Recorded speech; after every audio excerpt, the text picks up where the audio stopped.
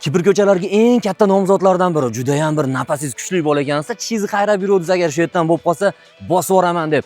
Aynan Andijonda iz bosganida, Poytuda, hozirgi kunda idora ko'cha deb qo'yadi, bilasiz, zo'r ko'chalar. Yaqin 5 yil ichida bilasiz, bu yerlar aniq kibr ko'cha bo'lib ketadi. O'ldirdingiz-ku, ketdi bo'pti. Ko'rib turganingizdek, yo'lda bo'yida joylashgan 374, ya'ni 3 sotigu 74 kvadratda 2 qavatda joylashgan, to'liq pilta bilan qoplangan do'stlar. Hozirgi kunda ko'rib turganingizdek, biznesi ham yurib turibdi. Mabodo siz oladigan bo'lsangiz, o'zi ideyangiz juda ham kuchli bo'lasiz. Izohlarda yozib qoldirsangiz ham bo'ladi, nima qilsa bo'lishini. Undan tashqari xohlasangiz pulini olib ishlatmay turing.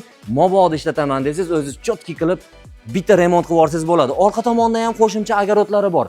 Gaz, svet, suvni bemalol ishlatsa bo'ladigan joy do'stim. Bu yerdagi narx-navodi bilasiz, juda ham osmonda. Lekin aynan siz uchun shuncha joyda chiroyli narxda gaplashib qo'yganman. 62 ming dollarga baholaganmiz. Egasini o'zini nomerini qoldiramiz. Telegramdan lokatsiyasini biriktirib qo'yamiz.